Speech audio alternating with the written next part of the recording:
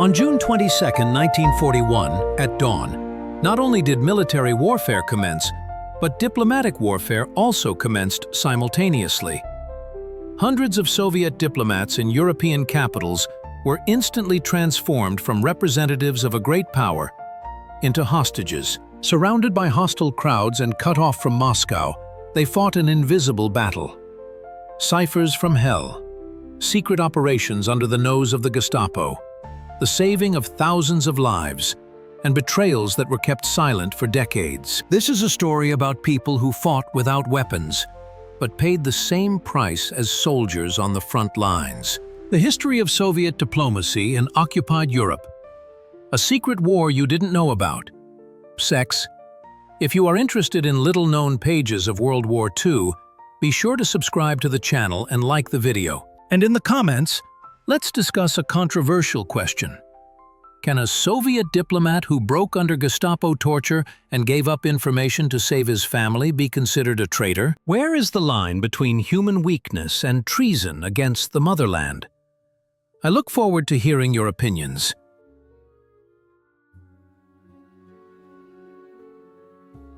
On June 22, 1941, at 4 o'clock in the morning, the border of the Soviet Union became a front line. At that moment, hundreds of Soviet diplomats working in embassies and consulates across Europe found themselves on the other side of an invisible wall. Just yesterday, they represented a great power that was respected by all European capitals. Today, they became hostages of the war unleashed by Nazi Germany and its allies. Imagine a morning in Berlin, where Soviet Ambassador Vladimir Dekhanozov learns of the outbreak of war not from reports from Moscow, but from German radio broadcasts. His embassy on Unter den Linden is surrounded by SS troops. Telephone communications are cut off. Encryption machines are destroyed in a hurry. Outside the windows, a jubilant crowd welcomes the start of the crusade to the east. The diplomats realize they are trapped. In Bucharest, Soviet envoy Arkady Lavrentiev looks at a map of Europe and realizes the scale of the catastrophe. Romania is Hitler's ally. Hungary is preparing to enter the war. Finland is eager for revenge. Bulgaria is wavering. France is occupied. All of continental Europe is either at war with the USSR or under the control of the Third Reich. Soviet diplomats are cut off from their homeland by a front line stretching for thousands of kilometers. But the war has not only begun at the border. It has also begun in embassies, consulates, and trade missions.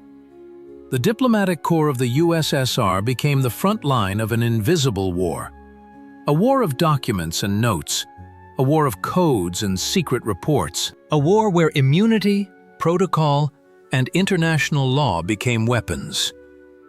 A war about which surprisingly little is known to this day.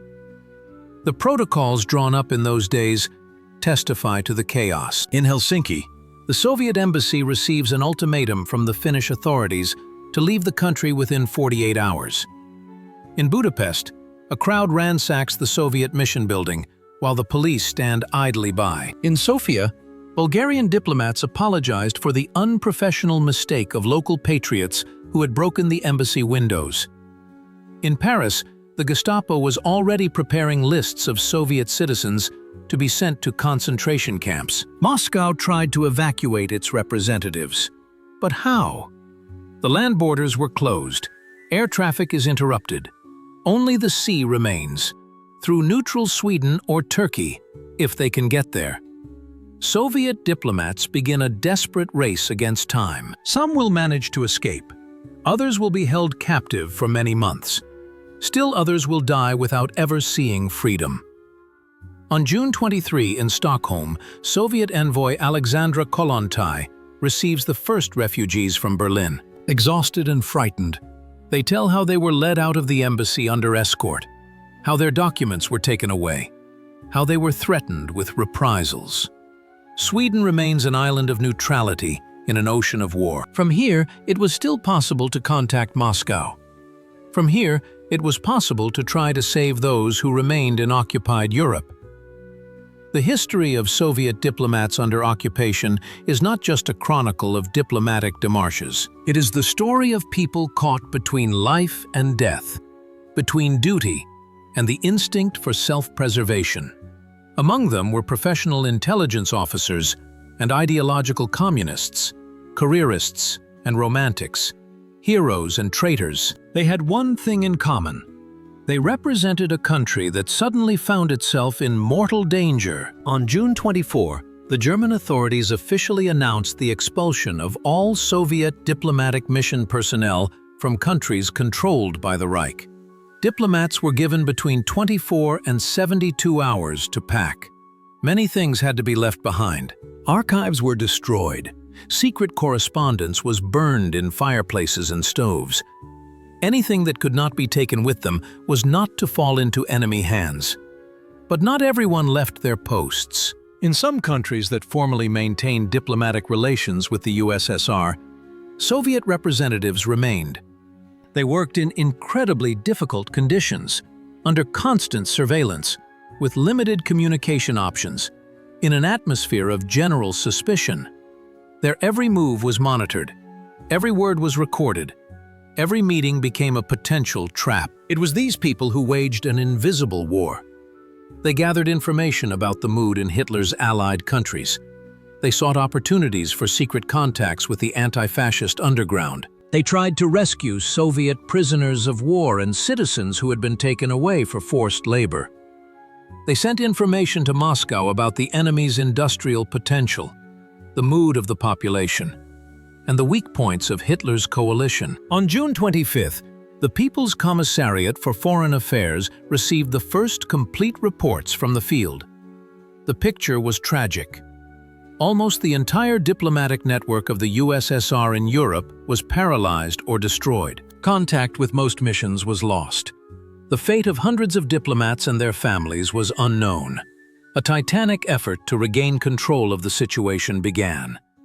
But even in this chaos, legends were born. Legends about a diplomat who managed to smuggle secret documents out from under the Gestapo's nose. About an envoy who organized the escape of Soviet pilots from an internment camp. About a consul who saved dozens of Jewish families by issuing them Soviet passports.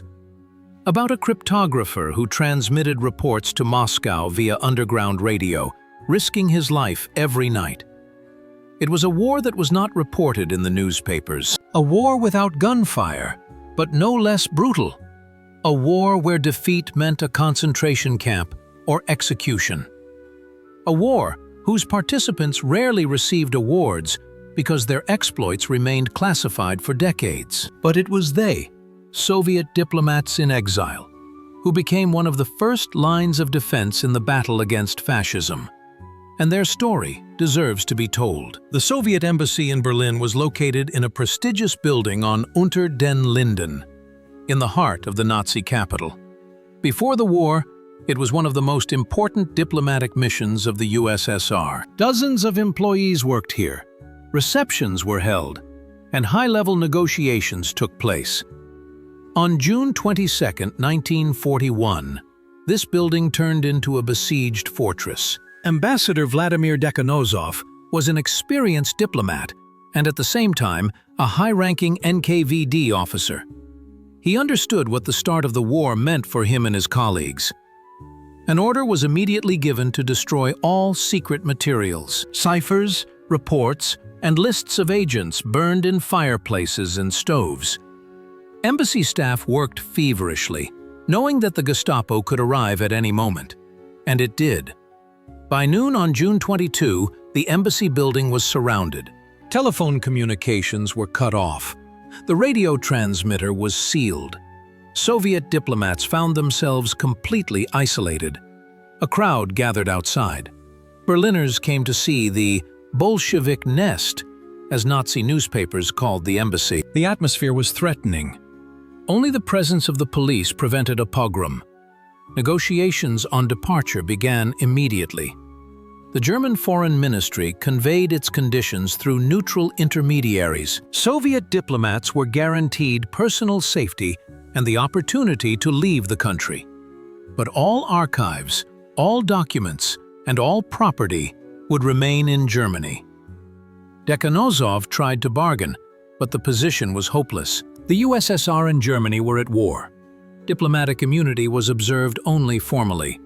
On June 23, the embassy staff was informed that in 48 hours everyone must leave the territory of the Reich. They were allowed to take only personal belongings. Diplomatic mail was confiscated.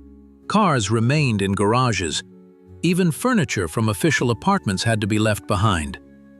Soviet diplomats packed their suitcases under the supervision of Gestapo officers. But the worst was yet to come. The fate of Soviet citizens who worked in technical positions at the embassy, drivers, cooks, cleaners, security guards, most of them were citizens of the USSR. The German authorities refused to include them in the list of evacuees. These people were destined for concentration camps. Dekhanozov tried to protest, but to no avail. In the last hours before departure, some managed to hide with German friends. The rest fell into the hands of the Gestapo. On June 25th, a convoy of buses carrying Soviet diplomats left Berlin under guard. The route ran across Germany to the Turkish border. It was a strange caravan, enemies observing the last vestiges of diplomatic protocol. The buses carried people who, until recently, had been exchanging pleasantries with their German colleagues at receptions. Now they were prisoners, being transported into the unknown. The journey took several days. They stopped in small towns where the locals looked curiously at the Russian Bolsheviks. The guards were strict but polite. Germany still observed outward decorum. The Wehrmacht officers accompanying the convoy even expressed regret over the breakdown in relations. But everyone understood that this was a game. The real war was just beginning. The handover took place at the Turkish border. The Soviet diplomats were received by the Turkish authorities and transported to Ankara. From there, a few weeks later, they were taken to the Soviet Union by sea. For Dekhanozov and most of his subordinates, this journey marked the end of their diplomatic careers. Many of them soon went to the front. Some were subjected to repression. Moscow was looking for those responsible for the disastrous start of the war. But the closure of the Berlin embassy was only the beginning of a chain reaction. The same thing was happening throughout Germany-controlled Europe. In Paris, occupied by the Germans since the summer of 1940, the Soviet embassy building was sealed. The staff who remained in France were arrested by the Gestapo. Some managed to escape and join the French resistance. In Prague, the capital of the German Protectorate of Bohemia and Moravia, the Soviet consulate had been closed even before the war, but Soviet agents still had connections with the Czech underground.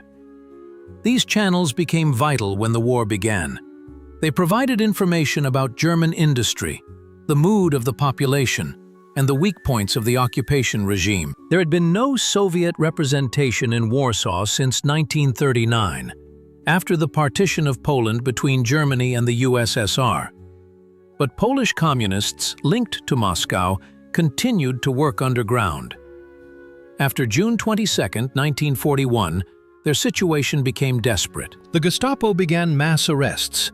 Many died, but those who survived formed partisan units. In Germany's satellite countries, Soviet diplomats found themselves in a slightly different situation. Formally, these states were not at war with the USSR in the early days, but the hostility was obvious. Embassies worked under constant pressure. Every move was monitored by local counterintelligence. Communication with Moscow was unreliable. Diplomats understood that their mission could end at any moment. The Berlin experience showed how events would unfold. First, isolation. Then, an ultimatum.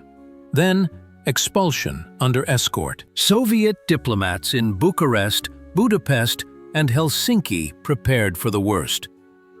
They destroyed compromising documents, evacuated their families, and looked for ways to retreat. It was a war of attrition, where every day spent at their posts was a small victory.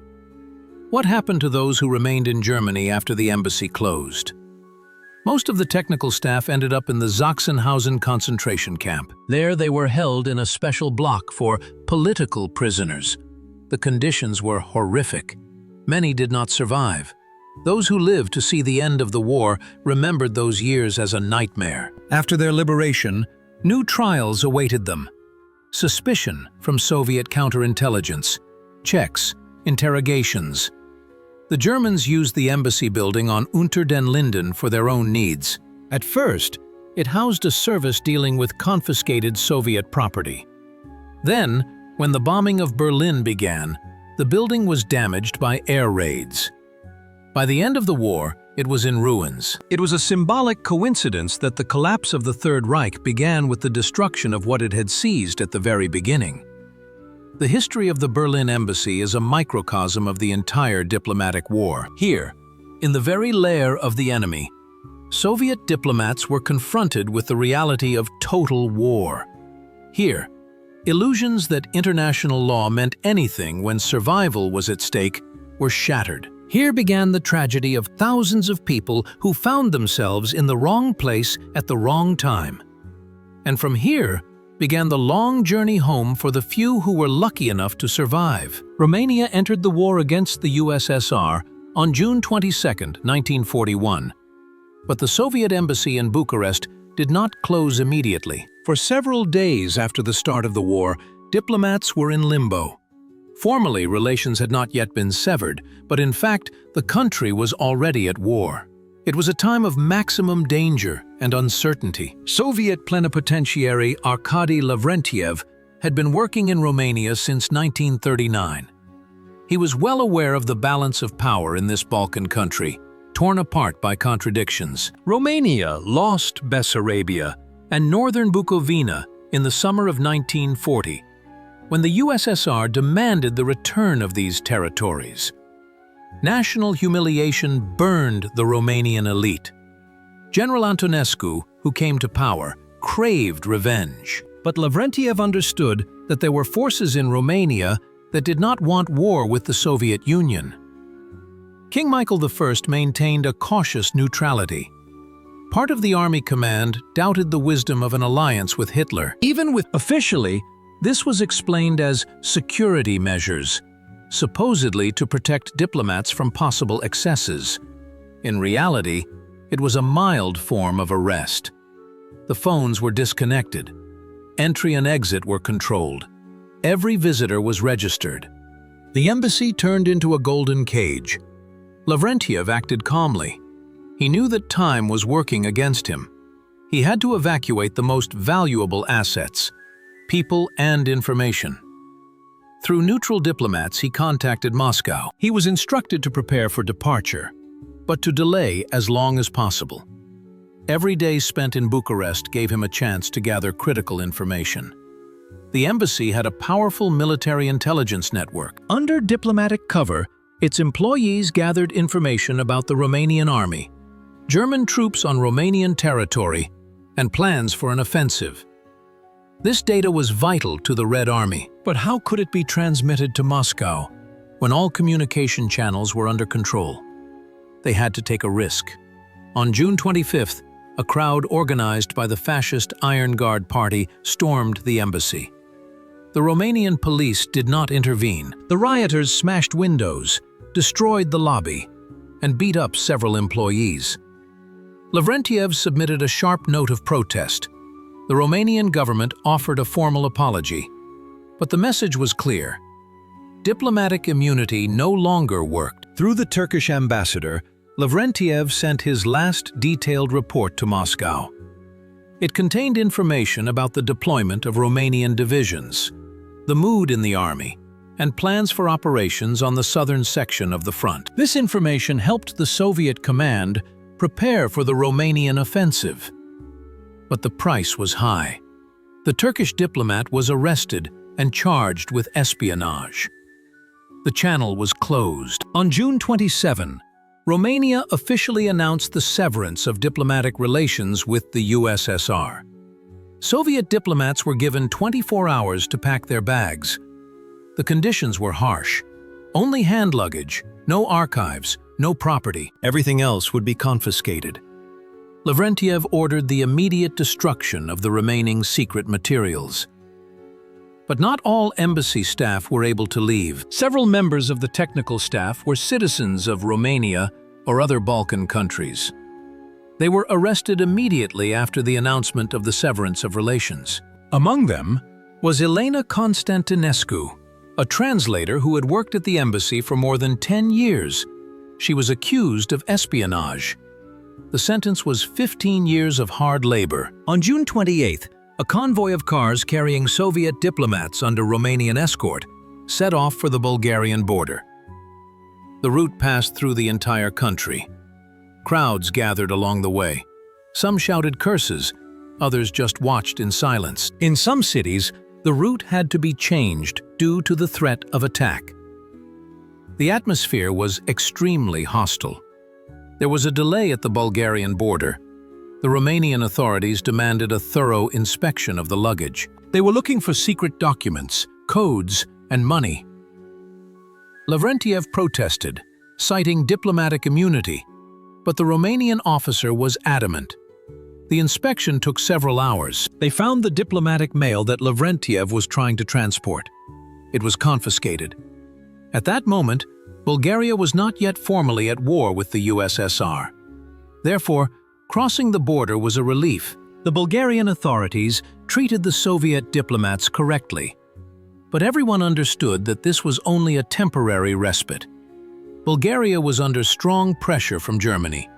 Its entry into the war was only a matter of time. The Soviet diplomats traveled through Sofia and on to Turkey. The journey from Bucharest to Istanbul took almost a week. It was a week of humiliation, fear, and uncertainty. The diplomats traveled through hostile territory, not knowing what lay ahead. Communication with Moscow had been lost. News from the front came from German and Romanian newspapers, meaning it was false. They had to rely only on their own strength. In Istanbul, the Soviet diplomats were received at the embassy. Turkey remained neutral, despite enormous pressure from Germany. Here, they could catch their breath and try to re-establish contact with Moscow. Lavrentiev compiled a detailed report on the last days in Romania. These materials became the basis for analyzing the situation on the southern flank of the front. What remained of the Soviet presence in Romania? A destroyed embassy building, which the Romanians turned into a museum of Bolshevik terror. Arrested employees who faced years in prisons and camps, and an underground network of agents who remained in place and continued their work. Some of them lived to see 1944, when the Red Army entered Bucharest. The Romanian trap had snapped shut, but not completely. The connections remained. Information continued to flow, and when the time came, when Romania tried to withdraw from the war in 1944, these channels played their part. Lavrentiev knew what he was doing when he stalled for time in the last days of June 1941. Every contact preserved, every piece of information passed on, brought victory closer. Let no one ever know about this. Hungary entered the war against the USSR on June 27, 1941. But the path to this decision was winding and full of contradictions. The Soviet embassy in Budapest worked until the last moment, watching the chess game of Hungarian politics. Every move in this game could change the balance of power in the region. Soviet plenipotentiary Nikolai Sharonov was an old diplomat who had begun his career before the revolution. He knew Hungary from the inside, its elite, its fears, its ambitions. Hungary lived with memories of Greater Hungary, torn apart by the Treaty of Trianon after World War I. The loss of two-thirds of its territory burned in the national consciousness. Regent Miklos Horthy dreamed of revenge, but Hungary was cautious. Unlike Romania, which rushed into the war with enthusiasm, the Hungarian government hesitated. Prime Minister Paul Teleki committed suicide on April 23, when Hungary allowed German troops to pass through its territory to attack Yugoslavia. This was a protest against the country's involvement in Hitler's adventures. The new government of Laszlo Bardos was more pro-German, but it was also in no hurry. Sharonov closely monitored the mood in Budapest. His reports to Moscow were full of details about the split in the Hungarian elite.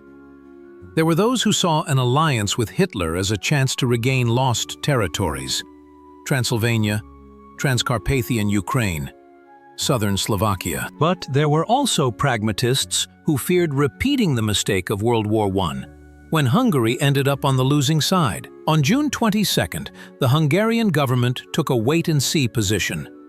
Officially, it was neutrality. Unofficially, it was open sympathy for Germany. The Soviet embassy continued to operate, but the atmosphere was heating up by the hour. Hungarian counterintelligence stepped up its surveillance of diplomats. Soviet intelligence agents began to disappear, one by one. On June 25, an incident occurred that became the pretext for war. Unknown aircraft bombed the Hungarian city of Košice. The Hungarian government blamed the Soviet Air Force. Moscow categorically denied involvement. It remains a mystery to this day who actually carried out the raid. Many historians believe it was a provocation by the German secret services. But at that moment, it did not matter. On June 27, Hungary declared war on the USSR. On the same day, Hungarian police arrived at the Soviet embassy with a demand to leave the country within 48 hours. Sharonov tried to negotiate more time, but to no avail. A frantic evacuation began. Archives were destroyed. Codes were burned. Valuable property was prepared for transport. But Sharonov understood that he had one last task. He had to try to maintain channels of communication with that part of the Hungarian elite that did not want war. Through trusted individuals, he organized several secret meetings. People who were willing to work for Moscow were given instructions and means of communication. It was a desperate attempt to lay the foundations for a future intelligence network. On June 28th, a drama unfolded at the embassy. Anton Fedotov, secretary of the trade mission, refused to evacuate. He declared that he would remain in Budapest and go underground. Sharonov tried to convince him that this was suicide, but Fedotov was adamant. He was married to a Hungarian woman and had connections in the communist underground. He was confident that he would be able to work. Sharonov had to accept this decision, even though it pained him. Fedotov stayed. His trail was lost in the summer of 1941. According to one version, he was arrested by the Hungarian police and shot. According to another, he joined the partisans and died in the Carpathians. Only one thing is known for certain: he did not return home. There were dozens of people who chose to stay. Most of them are not even remembered by name. On June 29, a convoy of cars carrying Soviet diplomats left Budapest. The route ran through Yugoslavia, which had recently been occupied by Germany. It was a dangerous journey through territory where guerrilla warfare was raging. The Hungarian convoy took the diplomats to the Yugoslav border and handed them over to the Germans. German guards escorted them to the Italian border. An interesting episode occurred along the way. One of the German officers accompanying the convoy turned out to be a former diplomat. He had worked in Moscow in the 1930s. During a stop, he approached Sharonov and said quietly in Russian, "It's a pity that it turned out this way. This madness will end badly." Then he quickly walked away. Sharonov remembered this moment. Even among the enemies, there were people who understood the absurdity of what was happening. Through Italy, another ally of Hitler, the Soviet diplomats reached Switzerland. Neutral Switzerland became a temporary refuge. Here, they could re-establish contact with Moscow, transfer the accumulated materials, and receive new instructions. Sharonov spent several days in Bern, compiling a detailed report on the latest events in Hungary. His main conclusion was optimistic, despite the circumstances. Yes, Hungary had entered the war, but this decision was not unanimous. There are forces in the country that can be used. The Hungarian army is not eager to die for German interests. If the war drags on, Hungary will start looking for a way out. We must be ready for that moment. Events proved Sharonov right. As early as 1942, the Hungarian command began to secretly probe the possibility of a separate peace. In 1944, Regent Horthy attempted to withdraw the country from the war. The attempt failed. The Germans occupied Hungary and installed a puppet government. But the very fact of the attempt showed that the Hungarian chess game was not in vain. What remained of the Soviet embassy in Budapest? An empty building which the Hungarians handed over to the Germans for the needs of the Gestapo. Arrested agents who were tortured and shot. But also a preserved network of contacts that became active when the time came, and the memory of diplomats who tried to prevent the inevitable until the very end. Sharonov returned to Moscow in August 1941. His experience proved to be in demand. He participated in the preparation of diplomatic operations in the Balkans. But he remembered the Hungarian chapter of his career with particular fondness. It was a game that could not be won, but it was possible not to lose completely. And that is a small achievement in a big war. Finland became one of the most painful areas for Soviet diplomacy. The Winter War of 1939–1940 left deep wounds on both sides. The Soviet Union won that war, but the price was high. Finland lost territory, but retained its independence. Both countries were preparing for revenge. After the Winter War, the Soviet embassy in Helsinki worked in an extremely tense atmosphere.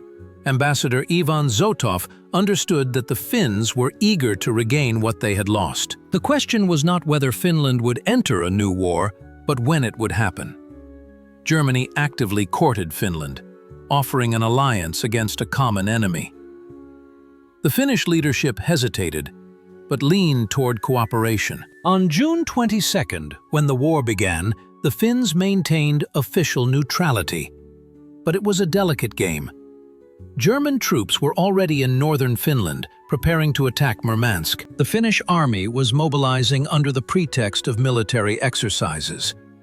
The Soviet side was not fooled by their true intentions. Zotov received instructions from Moscow to prepare for evacuation, but to delay as long as possible. Every day spent in Helsinki provided an opportunity to observe the Finns' preparations. The embassy's military attaché, Colonel Nikitin, sent data to Moscow on the deployment of Finnish troops, the arrival of German weapons, and plans for operations. This information was critically important for the Leningrad front.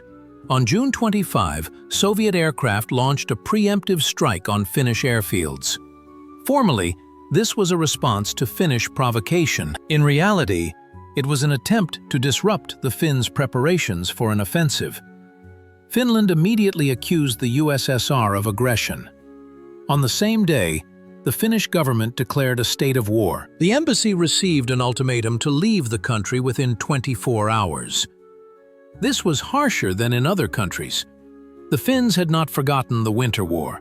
The atmosphere was openly hostile. The embassy building was surrounded by Finnish soldiers. A crowd gathered outside.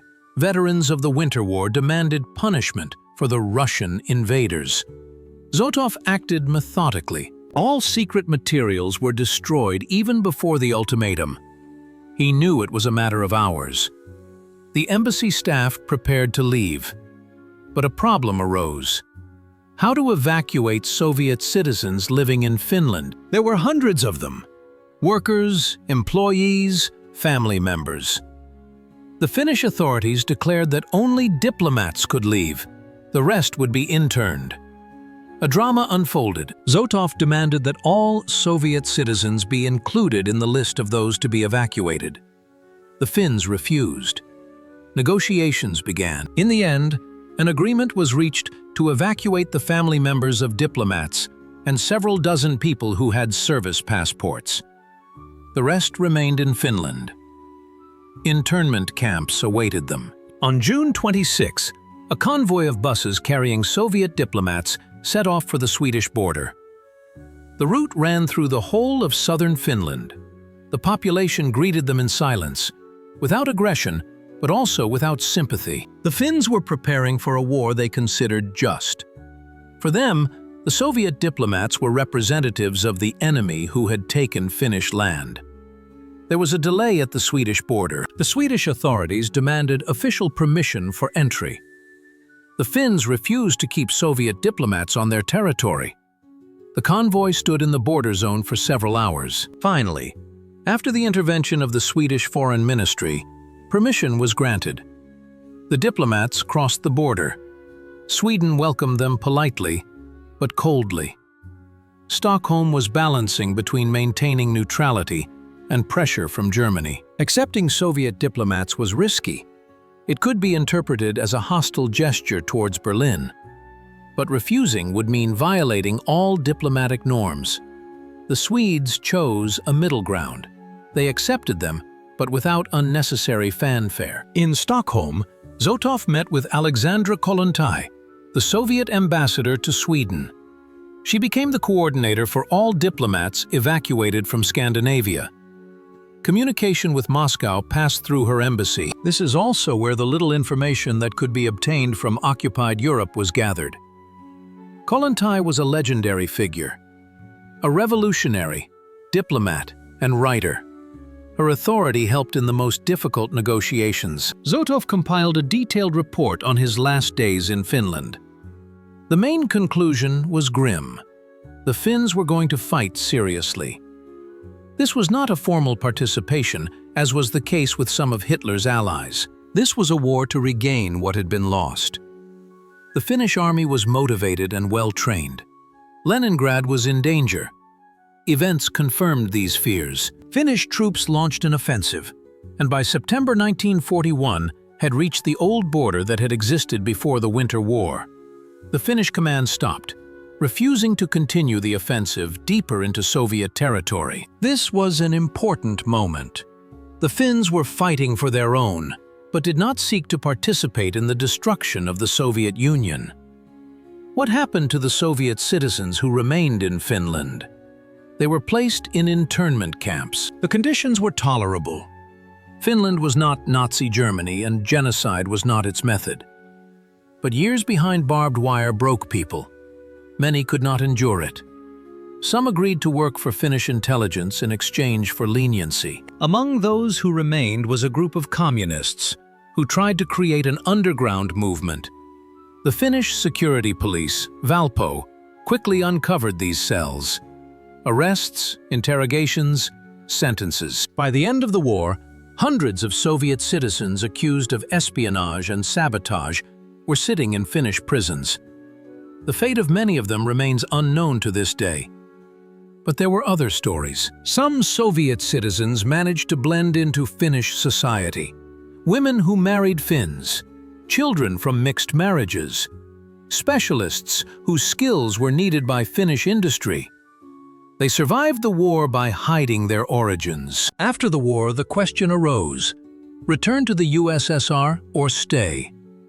For many, it was an impossible choice. The closure of the embassy in Helsinki meant the loss of an important observation post. Now, information about Finland came through Swedish sources, through the Finnish underground, through military intelligence. But the picture was incomplete. Finland had become a black hole on the map of Soviet diplomacy. It was only after the armistice in September 1944 that it was possible to restore the presence. Zotov returned to Moscow in August 1941. He was assigned to the Scandinavian countries department of the People's Commissariat for Foreign Affairs. From there, he coordinated work with the Finnish underground and prepared materials for peace negotiations. The Finnish experience taught him the main thing. The war with the Finns was a mistake. Not a military mistake, but a political one. You can win a battle and lose the war. The history of Soviet-Finnish relations is a lesson in the price of failed diplomacy. The Winter War embittered the Finns and pushed them into Hitler's arms. If a peaceful agreement had been reached in 1939, Finland could have remained neutral. The blockade of Leningrad would have been less severe. Thousands of lives would have been saved. But history knows no subjunctive mood. The Finnish trap snapped shut quickly and harshly. But unlike Hitler's other allies, Finland found a way out in time. The armistice of 1944 saved the country from Soviet occupation.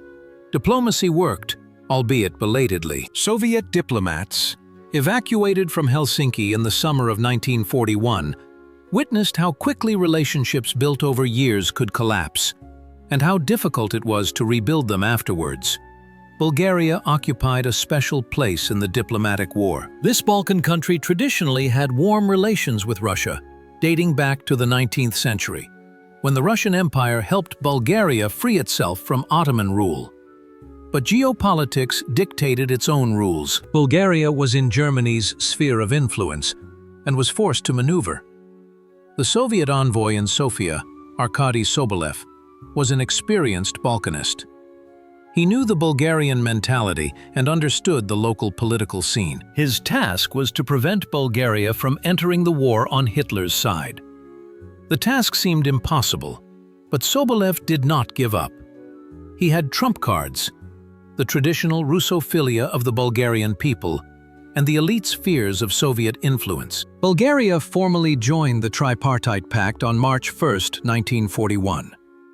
German troops entered its territory. But Tsar Boris III retained a certain degree of independence. He participated in the partition of Yugoslavia and Greece, receiving territories that he considered historically Bulgarian.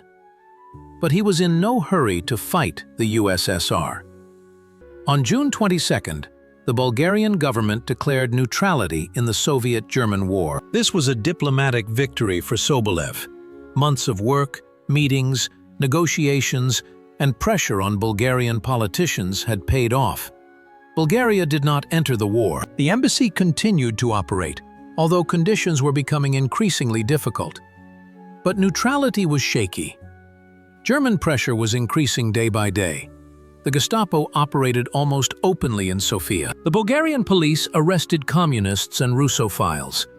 Sobolev understood that this was a balancing act on the edge. Any incident could be a reason to break off relations. It was necessary to act with the utmost caution. The embassy became a center of secret warfare. Soviet military intelligence received information through Bulgarian channels about German troops in the Balkans, oil supplies from Romania, and the mood in Hitler's allied armies. Bulgaria was a window into occupied Europe. Moscow categorically did not want to close this window. Sobolev played a complex multi-move game. Officially, he strictly adhered to diplomatic protocol. Unofficially, he supported the Bulgarian anti-fascist underground, maintained contacts with opposition politicians, and gathered intelligence. Bulgarian counterintelligence knew about this, but did not dare to take harsh measures. Tsar Boris did not want to completely ruin relations with Moscow. In the summer and autumn of 1941, the situation remained relatively stable. Bulgaria participated in the occupation of Yugoslavia and Greece, but did not fight against the USSR. The Soviet embassy continued to operate, albeit under constant pressure. Every note of protest against anti-Soviet actions was met with polite apologies from the Bulgarian authorities. But on September 5, 1941, the situation changed. Great Britain, which was at war with Bulgaria because of its participation in the aggression against Greece, demanded that the USSR take a clear position. Moscow could not ignore the position of its ally. On September 12, the USSR broke off diplomatic relations with Bulgaria. Sobolev received instructions to prepare for departure. But even in this situation, he tried to preserve as much as possible. Negotiations on the procedure for closing the embassy dragged on for weeks. Every day of delay gave him the opportunity to pass on information, organize contacts, and prepare the ground for the future. The Bulgarian authorities were in no hurry. It was also in their interest to drag out the process. It was only at the end of September that the Soviet diplomats left Sofia. The departure was cordial, almost friendly. There were no pogroms, no aggression. The Bulgarians saw off the Soviet diplomats with respect. Many said that this was temporary and that they would see each other again. And they were right. 3 years later, Bulgaria joined the anti-Hitler coalition. The evacuation route ran through Turkey. Neutral Ankara was a stopover for all Soviet diplomats leaving the region. Here, Sobolev compiled a detailed report on the situation in Bulgaria. His main conclusion was that the country was not lost. The people did not want war with Russia. The elite was wavering. If the war dragged on, Bulgaria would find a way to leave Hitler's coalition. History confirmed this prediction. On September 9, 1944, a coup took place in Bulgaria. The new government declared war on Germany. The Bulgarian army turned its weapons against its former allies. Soviet troops entered the country, not as conquerors, but as liberators. The connections established by Sobolev in 1941 played their part. What remained of the Soviet presence in Bulgaria after the break in relations? A dormant network of agents, which became active at the right moment. Contacts with the underground, which helped organize the resistance. And the memory that diplomacy is not just protocols and notes. It is work for the future, laying the foundation for future relations. Sobolev returned to Moscow in November 1941. His experience proved to be unique. He was the only Soviet diplomat who managed to hold out in a country allied with Hitler for more than 3 months after the start of the war. His methods were studied, his approaches copied. The Bulgarian Balancing Act showed that even in a hopeless situation, opportunities can be found. Bulgaria did not even formally declare war on the USSR. This was a unique case among Hitler's allies. The country participated in the occupation of its neighbors and fought against Great Britain, but maintained a strange state of neither peace nor war with the Soviet Union. Tsar Boris explained this to Hitler as national characteristics and the mood of the people. The Führer gritted his teeth but accepted it. This ambivalence saved Bulgaria from the fate of Germany's other allies. When the time came to pay the price, the Bulgarians could say, "We did not fight against the USSR." The Red Army did not consider Bulgaria an enemy. The transition to the Allied side went relatively smoothly. The Soviet occupation was milder than in Romania or Hungary. The history of Bulgarian diplomacy during the war is an example of successful maneuvering. Sobolev laid the foundations for this success with his patient work. He did not demand the impossible, did not issue ultimatums, did not bring the matter to a premature conclusion. He played the long game, and he won. Although he did not live to see the fruits of his labor, he died on the front lines in 1943. His work lived on. Paris fell on June 12, 1940. For Soviet diplomacy, it was a catastrophe. France, one of the main allies in the fight against Hitler, capitulated in 6 weeks. The Soviet embassy in Paris found itself in occupied territory. A new, incredibly difficult chapter in its existence was beginning. Ambassador Yakov Suritz was an old diplomat of the Leninist school. He had been ambassador to France since 1937 and knew the French political elite very well. The fall of France was a personal tragedy for him. He saw the collapse of the collective security system that he had tried to build for years. Now he had to tackle more mundane but no less important tasks. At first, the German authorities did not touch the Soviet embassy. The Molotov-Ribbentrop Pact was still in force. The USSR and Germany were formally on friendly terms. Soviet diplomats continued to work in occupied Paris, observing a strange picture. German soldiers on the Champs-Élysées, a swastika on the Eiffel Tower.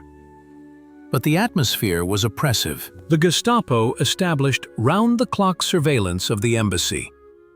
Every time a diplomat left the building was recorded. Contacts with the French were cut off. Telephones were tapped. Mail was inspected. The embassy turned into a golden cage. It was almost impossible to work in such conditions. Suritz tried to maintain at least the appearance of normal diplomatic activity. Protests were lodged against the restrictions. Negotiations were held with the German occupation authorities. Contact was maintained with the Vichy government, a puppet regime that controlled the unoccupied part of France. But all this was a game of diplomacy for survival. On June 22, 1941, the situation changed instantly. With the start of the war against the USSR, the Soviet embassy in Paris found itself in hostile territory. The phones and electricity were immediately cut off. The building was surrounded by SS troops. The diplomats were told they were under arrest. This was not a diplomatic arrest, where at least the outward appearances of decorum are observed. This was a real arrest. The Gestapo stormed the building and began a search. They were looking for spy materials, codes, and agent connections. The diplomats tried to protest, citing immunity. They were simply ignored. The era of diplomatic conventions was over. Surits and key embassy staff were sent to prison. The rest were escorted to a suburban hotel that had been turned into a camp for interned diplomats. Conditions were harsh. Overcrowded rooms, poor food, constant interrogations. The Gestapo tried to recruit some of the staff, but without success. Negotiations on the exchange of diplomats were conducted through neutral Sweden. Moscow insisted on their immediate release. Berlin stalled for time. The Germans wanted to exchange Soviet diplomats for German diplomats arrested in the USSR, but the process dragged on. Months passed, and the Soviet diplomats remained in captivity. Meanwhile, another drama was unfolding in Paris. Soviet citizens who worked in technical positions at the embassy fell into the hands of the Gestapo. Most of them were members of the Communist Party or the Komsomol. For the Nazis, this automatically meant they were enemies who had to be destroyed. Mass arrests began. The Soviet colony in Paris numbered several thousand people. They were emigrants from different waves, those who left after the revolution and those who came to work in the 1930s. With the outbreak of war, they all came under suspicion. The Gestapo compiled lists for deportation to concentration camps. Only those who managed to go underground could be saved. Some Soviet citizens joined the French resistance.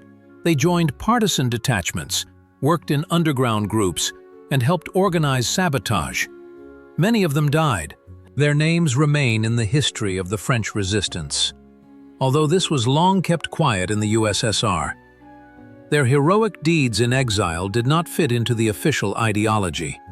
Surits spent more than 6 months in prison. He was kept separate from other diplomats, and attempts were made to break him and force him to testify against his colleagues.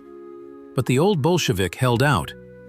In February 1942, the exchange finally took place. Soviet diplomats from France were exchanged for German diplomats from the USSR. The way home lay across the whole of war-torn Europe. A special train with diplomats under guard traveled from Paris through Germany, Poland, and further east. It was a strange journey, enemies observing the rules of prisoner exchange. The train cars carried exhausted but unbroken people. They brought with them invaluable experience, the experience of surviving occupation. In Moscow, Surits gave detailed testimony about the situation in France. His information about the mood of the French people, the activities of the resistance, and the weak points of the occupation regime was extremely valuable. But Surits himself never worked as an ambassador again. His health was undermined. His reputation was tarnished by suspicions. He had spent too long in enemy territory. What happened to the Soviet embassy building in Paris? The Germans looted it and used it for their own needs. The archives were taken to Berlin. The furniture and works of art were sold off. By the time Paris was liberated in August 1944, only the walls of the embassy remained. Everything had to be rebuilt from scratch. The Paris story showed that occupation knows no diplomatic rules. When total war began, diplomatic status ceased to be a protection. The Gestapo was not interested in the Vienna Convention. For them, Soviet diplomats were simply enemies in civilian clothes, and they treated them accordingly. But even in these conditions, the Soviet diplomats did not give up. Surits and his colleagues retained their dignity, did not allow themselves to be broken, and did not cooperate with the enemy. When they were exchanged and returned home, They brought back more than just information. They brought back proof that Soviet diplomacy could withstand even the most difficult circumstances. The story of the Soviet embassy in occupied Paris is a story about how illusions crumble. The illusion that diplomatic immunity is inviolable. The illusion that international law means anything during wartime. The illusion that it is possible to negotiate with Hitler. All these illusions collapsed in the summer of 1941. All that remained was the stark reality that a war of annihilation was underway. And in this war, diplomats found themselves on the front lines. Sweden remained an island of neutrality in an ocean of war. When all of continental Europe was either at war or under occupation, Stockholm maintained diplomatic relations with all sides. The Soviet embassy in Sweden became the hub of all the USSR's diplomatic work in the region. This is where the paths of evacuated diplomats crossed, where communication with Moscow took place, and where a secret war of espionage and counter-espionage was waged. The embassy was headed by the legendary Alexandra Kollontai. At the outbreak of war, she was 69 years old. A revolutionary, People's Commissar for Foreign Affairs in the first Soviet government, writer and feminist. Her biography was remarkable even by the standards of that turbulent era. Now she was facing perhaps the most important task of her career: preserving Swedish neutrality. Sweden's position was difficult. On the one hand, there was its traditional policy of neutrality. On the other, there was enormous pressure from Germany. The Germans needed Swedish iron ore for their war industry. Goods were being transported through Sweden to occupied Norway. Berlin constantly demanded concessions from Stockholm, balancing on the brink of an ultimatum. Kollontai played a delicate game. She convinced the Swedish government that maintaining neutrality was in Sweden's interests. The USSR did not demand that Stockholm take hostile action against Germany. It was enough simply not to enter the war. Moscow understood the complexity of Sweden's situation and was ready to compromise. The main thing was to prevent Sweden from entering the war on Hitler's side. The embassy in Stockholm became a transit point for diplomats evacuated from Scandinavia and the Baltic states. Those who managed to escape from Finland, Estonia, Latvia, and Lithuania arrived here. They were met, accommodated, and their onward journey to the USSR was organized. One of the few safe routes home was through neutral Sweden, but the main task of the embassy was communication. Diplomatic mail was sent to Moscow from here. Codebreakers worked here, transmitting secret reports. Information from occupied Europe came through Swedish channels. Stockholm became an intelligence center, where threads from dozens of sources converged. The Swedes knew about this and turned a blind eye. Their intelligence service, MUST, monitored the activities of the Soviet embassy, but did not take harsh measures. Balancing between Germany and the USSR, Sweden did not want to permanently spoil relations with either side. As long as the activities of Soviet diplomats did not go beyond the bounds of decency, they were tolerated. A powerful military intelligence residency operated at the embassy. Its employees gathered information about German troops in Norway, iron ore supplies from Sweden to Germany, and the mood in the Scandinavian countries. This data was critically important to the Soviet command, but the work was carried out on a knife's edge. Any failure could lead to a diplomatic scandal, and failures did happen. In the summer of 1941, Swedish counterintelligence arrested several Soviet agents. They were accused of espionage. Kollontai had to intervene, using all her influence. The negotiations were difficult. The Swedes demanded the expulsion of diplomats involved in espionage. Moscow refused to admit guilt. In the end, they agreed on the quiet deportation of several embassy employees. Stockholm became a place of secret contacts between the warring parties. Diplomats, who could not meet anywhere else, met here. Through Swedish intermediaries, proposals were made for a truce, prisoner exchanges, and ceasefires in certain areas. Kollontai was aware of these contacts and sometimes acted as a mediator. Contacts with German diplomats were of particular importance. Formally, they were enemies, but in Stockholm, different rules applied. Here, it was possible to talk informally, probe positions, and understand moods. Kollontai made the most of these opportunities. Information about the mood in German diplomatic circles was invaluable.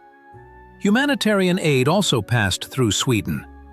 The Red Cross sent parcels to Soviet prisoners of war in German camps. Letters were exchanged between the warring countries. The exchange of wounded soldiers was organized. All this required coordination with dozens of authorities. Kollontai coordinated this work, using her authority and connections. Sweden became a refuge for refugees from occupied countries. Jews from Norway and Denmark fled here.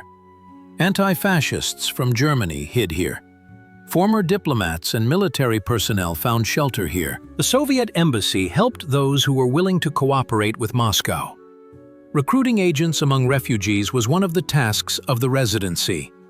But the most important function of the Swedish channel was political. Kollontai negotiated the future of Finland. After the disastrous start of the Soviet-Finnish War, the question arose: how to remove Finland from Hitler's coalition? Sweden, which had close ties with Helsinki, was the ideal mediator. Kollontai worked patiently in this direction. The results did not come immediately. It was not until 1944 that Finland concluded an armistice with the USSR.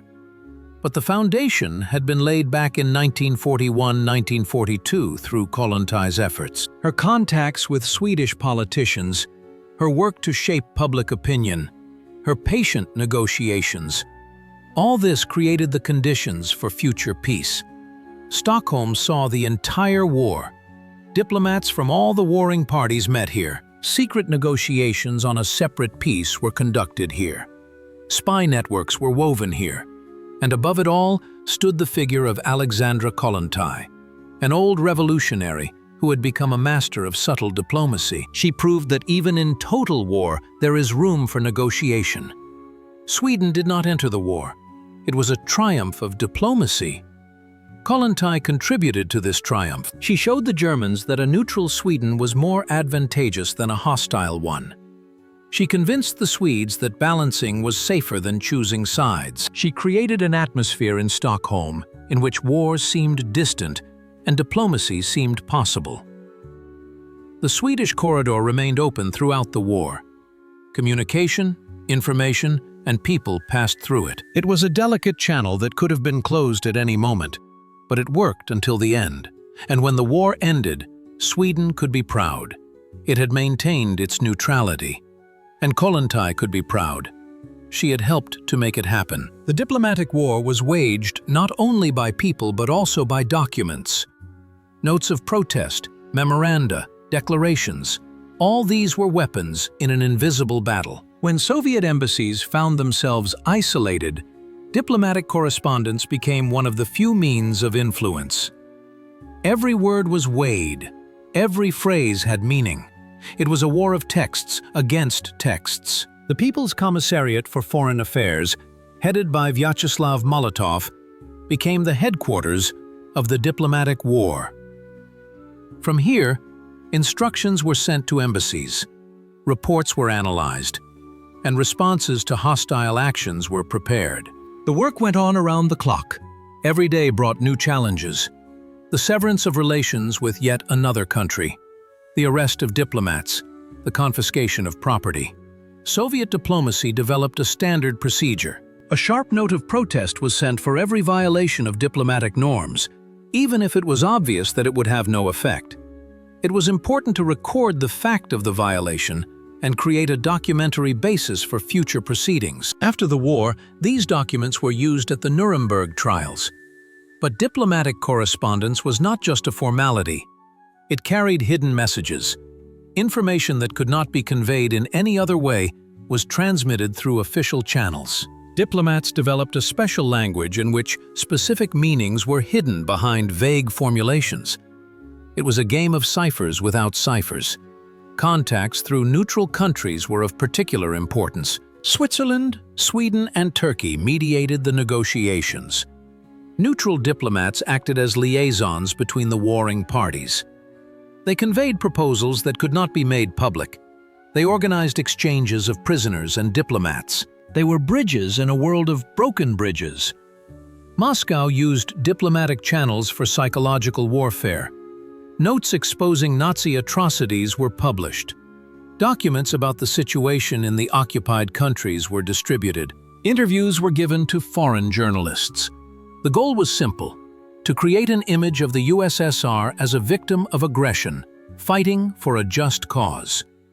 But there was another side to it. Soviet diplomacy had to explain some uncomfortable facts to its allies. The Molotov-Ribbentrop Pact, the partition of Poland, the war with Finland, the annexation of the Baltic states, all this created tension in relations with Great Britain and the United States. It took enormous diplomatic skill to smooth over the contradictions. Intelligence work was also carried out through documents. Diplomats analyzed official publications from hostile countries, newspaper articles, government statements, radio broadcasts. Everything became a source of information. Changes in the tone of propaganda could be used to gauge the enemy's intentions. Experienced analysts read between the lines. Diplomatic mail was a vital channel. It carried reports from embassies, instructions from Moscow, and secret materials. But how could the security of the mail be ensured when the enemy controlled all routes? Diplomatic couriers, neutral intermediaries, and secret routes were used. Every shipment was a risk. The loss of diplomatic mail could be catastrophic. The enemy would gain access to codes, lists of agents, and secret instructions. Therefore, multi-stage protection systems were developed. The most important documents were encrypted twice. Copies were sent via different routes. Invisible ink and microphotography were used. Diplomacy turned into the art of espionage. One of the most important documents of that era was the Soviet Note of November 27, 1941. It described in detail the atrocities committed by the Nazis in the occupied territories, mass murders, destruction, and looting.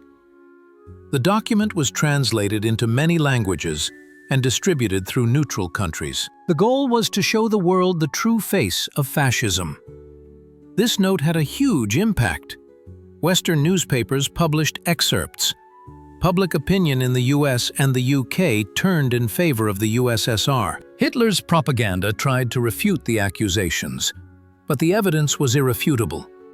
The diplomatic document became a weapon in the battle for minds. But the documentary war was not only fought publicly.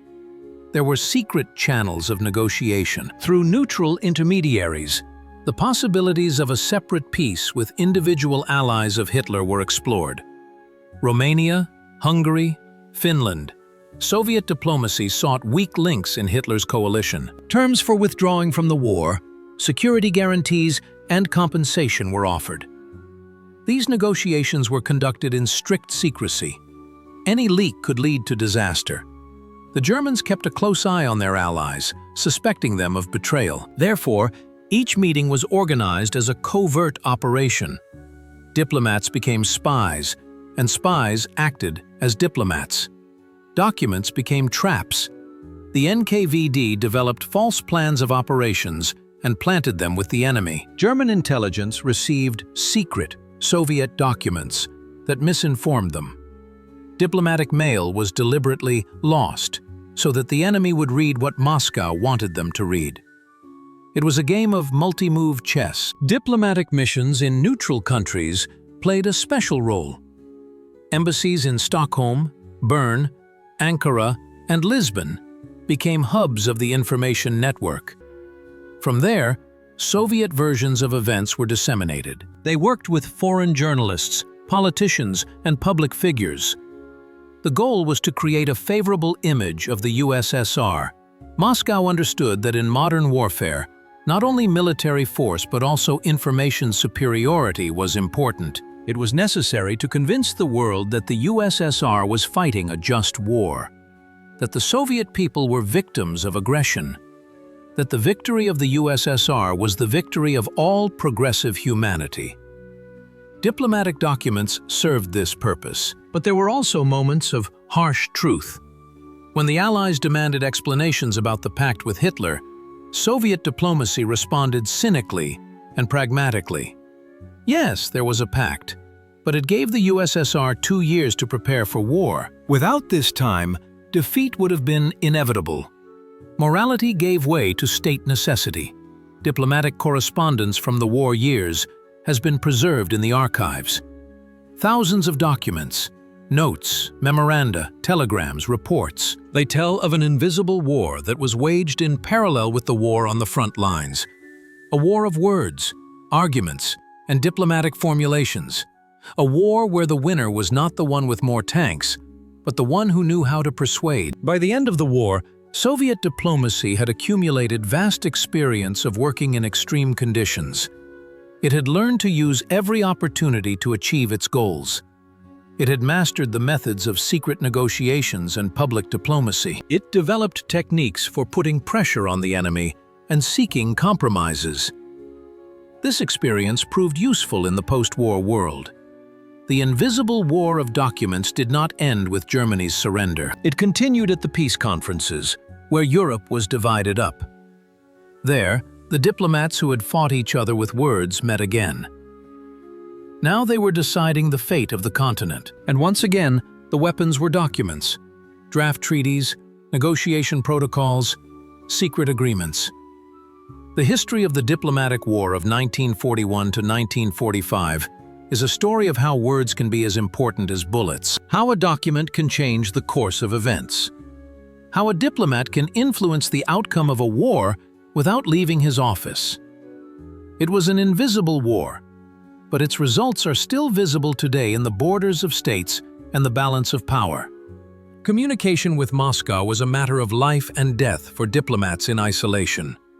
Without communication, they became blind, deprived of instructions, and unaware of what was happening at the front. Encryption machines, radio transmitters, courier routes. All of this was the infrastructure of an invisible war. And the enemy understood this perfectly well, doing everything possible to sever these threads. Before the war, Soviet embassies had reliable communication with the center. Radio stations operated on special frequencies. Diplomatic mail was sent by regular flights. Telegrams were transmitted via secure channels. On June 22, 1941, this system collapsed. Hostile states immediately jammed radio transmissions, intercepted mail, and cut off telegraphs. Encryptors became key figures in embassies. It was up to them whether information would reach Moscow. They worked around the clock, encoding reports and decoding instructions. The most complex ciphers were used, changing daily. But the enemy was not idle either. The German cryptographic service was one of the best in the world. When radio communication became impossible, other ways had to be found. Through neutral embassies, through diplomatic couriers, through underground radio stations. Each channel was unreliable and dangerous, but there was no choice. Silence meant losing control of the situation.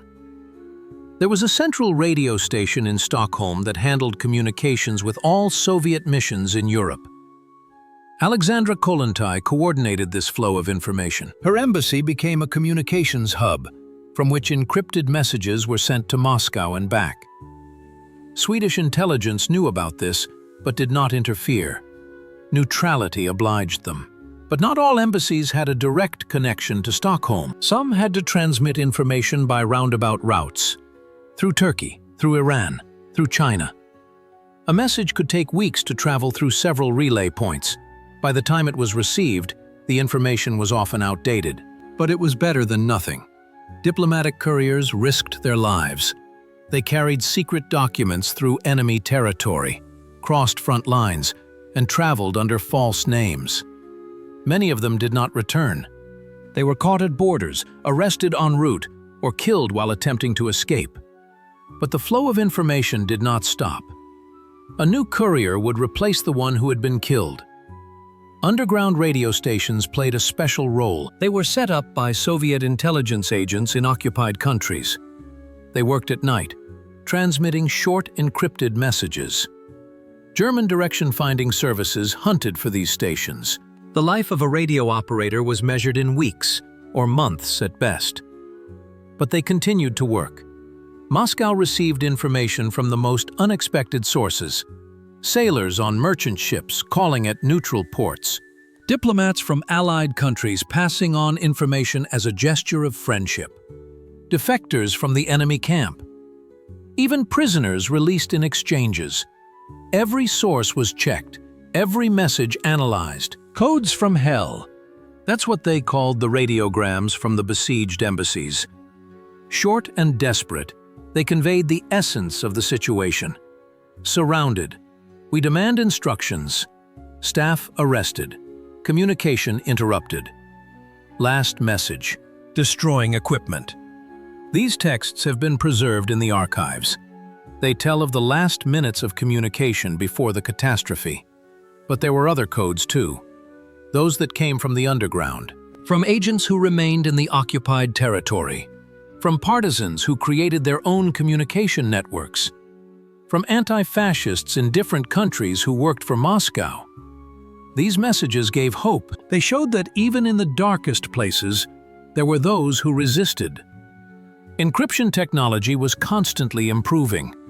The Germans broke the codes, and Soviet cryptographers created new ones. It was a race where falling behind meant the death of agents and the failure of operations. The country's best mathematicians worked on creating impenetrable ciphers. Their work remained classified for decades. Communication was not just a technical problem. It was psychological support for diplomats in isolation. Receiving a coded message from Moscow meant that you had not been forgotten, that you were not alone, that your homeland remembered you. This gave you the strength to withstand pressure, not to break under torture, not to betray your country. Sometimes communication was interrupted for months. Diplomats remained in an information vacuum, not knowing what was happening on the front lines. German propaganda broadcasted about the victories of the Wehrmacht, the fall of Moscow, and the imminent end of the USSR. It was impossible to verify the information. All that remained was to believe and hope. When communication was restored, it was like a breath of fresh air. To learn that Moscow was holding out, that the Red Army was fighting, that the war was continuing. This gave meaning to continuing the work, taking risks, holding on.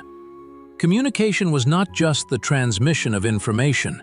It was a connection to life. The history of Soviet diplomatic communications systems during the war is a story of the heroism of invisible people. Cryptographers, radio operators, couriers, liaison officers. They did not fight on the front lines, but their work was no less important. Without them, the diplomatic war would have been lost. After the war, many communications secrets remained classified. Encryption methods have not been declassified to this day. The names of the agents who provided communication remain unknown. Their feat has not been recognized with awards, but the archives still contain ciphers, evidence of their invisible war. Codes from hell continued to arrive until the very end of the war.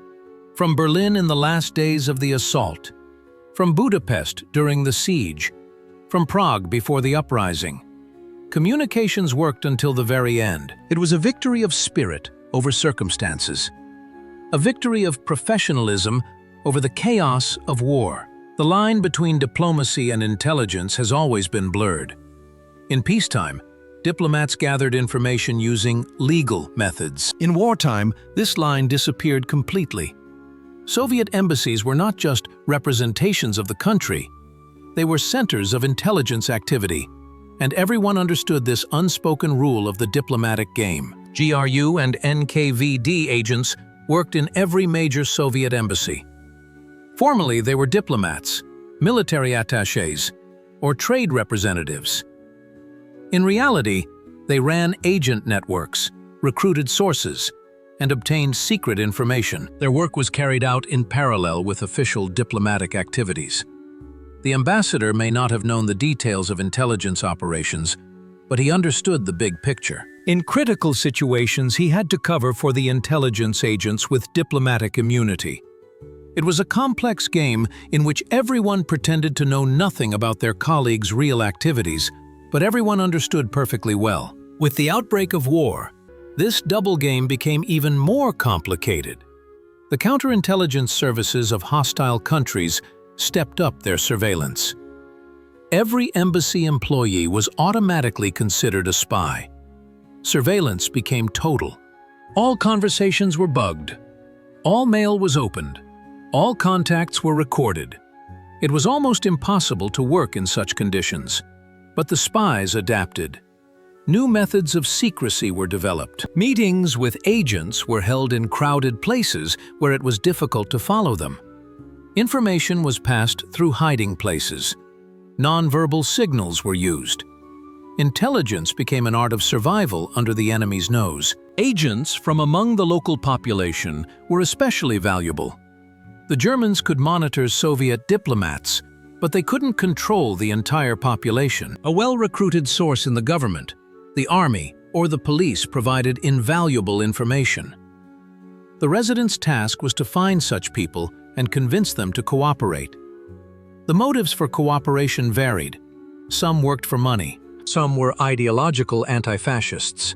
Some sought revenge for personal grievances. Some were blackmailed with compromising information. A good resident knew human psychology and knew how to approach anyone. This was no less important than mastering espionage techniques. The most dangerous work was with double agents. Hostile counterintelligence tried to plant their people under the guise of willing collaborators. If the resident took the bait, the entire network would be exposed. Vetting a potential agent could take months. It was necessary to verify their sincerity, check their biography, and test their loyalty. There were cases of failure. An agent turned out to be a double agent. The entire group was arrested. Interrogations, torture, and executions began. The resident tried to warn the others, but often did not have time. A wave of arrests swept through one network after another. It was necessary to create new structures, recruit new people, and start all over again. Intelligence worked not only to obtain information, it carried out active operations. Sabotage, diversion, kidnappings, assassinations of traitors. Diplomatic cover allowed residents to coordinate these actions. The embassy became the headquarters of a secret war on enemy territory. But there were ethical boundaries. Diplomats were not supposed to personally participate in forceful operations. This could lead to an international scandal. Therefore, local operatives were used. The diplomat gave the order, and others carried it out. It was a game of clean hands that all sides played in parallel. Sometimes intelligence activities conflicted with diplomatic ones. A successful operation attracted the attention of counterintelligence. Problems began for the entire embassy. The ambassador had to choose between protecting a failed intelligence officer or sacrificing them to preserve the mission. The choice was always painful. There were cases when diplomats refused to cover for intelligence officers. They believed that this undermined their own work. Conflicts arose between the NKID and the intelligence services. Moscow had to arbitrate these disputes. Sometimes the resident was recalled, sometimes the ambassador. It depended on the importance of the operations and the situation. After the embassies were closed, many residents remained in place. They went deep underground, shed their diplomatic cover, and became illegal. It was a deadly risk. Losing diplomatic immunity meant that arrest would result in execution rather than expulsion. But some took that risk. Their stories often ended tragically. An illegal agent in occupied Europe was doomed. Sooner or later, they would be found out. Traitors, accidents, mistakes. The reasons varied. The result was the same: arrest, interrogation, torture, death. Few managed to live to see the end of the war. But those who survived became legends. An illegal who worked behind enemy lines throughout the war. Residents who maintained their networks right under the Gestapo's nose. agents who passed on vital information on the eve of critical battles. These people did not receive the title of hero of the Soviet Union. Their exploits remained classified, but they were the heroes of an invisible war. The double game played by diplomat spies was one of the key elements of victory. The information they obtained saved lives on the front lines. Sabotage operations organized through their networks disrupted enemy supplies. Agents recruited from Hitler's allies' governments helped to split the enemy coalition. It was invisible, but critically important work. The history of Soviet intelligence under diplomatic cover was written in secret ink. Most of the archives are still classified. The names of the agents are not disclosed. The details of the operations are not revealed. But the overall picture is clear. Without this invisible war, victory in the visible one would have been impossible. Where was the line between diplomacy and intelligence? Nowhere. They were two sides of the same coin. Diplomats created the conditions for intelligence officers to work. Intelligence officers obtained information for diplomats. They worked together, complementing each other, and together they waged an invisible war that was no less important than the war on the front lines. Soviet citizens abroad found themselves in a deadly trap when the war began. Tens of thousands of people, students, workers, engineers, family members of diplomats, suddenly became enemies in the countries where they had lived for years. Saving these people became one of the most important tasks of Soviet diplomacy. It was an almost impossible task. By June 1941, there were several thousand Soviet citizens in Germany. Most of them were workers and engineers who had come on contract in the 1930s. Many worked in factories, built ships, and transferred technology. With the outbreak of war, they all automatically became suspects of espionage. Ambassador Dekhanozov tried to include them in the lists of evacuees, but the Germans refused categorically. Only diplomats and their families. The rest were hostile foreigners, subject to internment. Mass arrests began on June 24th. The Gestapo worked from pre-prepared lists. The fate of these people was tragic. Most were sent to concentration camps, Sachsenhausen, Buchenwald, Dachau. There they were kept in special blocks for Soviet prisoners of war and civilians. The conditions were appalling. Hunger, cold, back-breaking labor, beatings. Many did not survive the first winter of the war. But Soviet diplomacy did not give up trying to save at least some of the people. Lists for exchange were sent through the Red Cross. Moscow offered to exchange Soviet citizens for Germans who had remained in the USSR. The negotiations were painfully long. The Germans haggled over every person. Specialists who could be interrogated for secrets were highly valued. The first exchange took place only in the spring of 1942. Several dozen people from the camps were exchanged for German specialists. This was a pittance compared to the thousands who remained. But every life saved was a victory. People returned home broken, sick, but alive. The situation in occupied France was no better. The Soviet diaspora in Paris numbered in the thousands. Among them were white émigrés who were hostile to the USSR. But there were also Soviet citizens who had come for work or study. The Gestapo did not understand the nuances. All Russians were considered potential Bolsheviks. Some Soviet citizens managed to hide. They went underground, changed their names, and hid with French friends. Some joined the resistance. But those who did not manage to hide were arrested. Women and children were sent to internment camps. Men were sent to hard labor or concentration camps. The Soviet embassy tried to help until it was closed. It issued citizenship certificates. It organized shelters. It provided money. But its capabilities were limited. After the arrest of diplomats, this work ceased. People were left alone with the occupiers. In Germany's allied countries, the situation was more complicated. Formally, they were not at war with the USSR in the early days. Soviet citizens hoped for evacuation. But when the countries declared war, there was no time left for an organized departure. They had to flee hastily or stay. In Romania, Hungary, and Finland, Soviet citizens were interned. Special camps were set up. Conditions there were better than in German concentration camps, but still difficult. People lived behind barbed wire for years, not knowing when the war would end and whether they would be able to return home.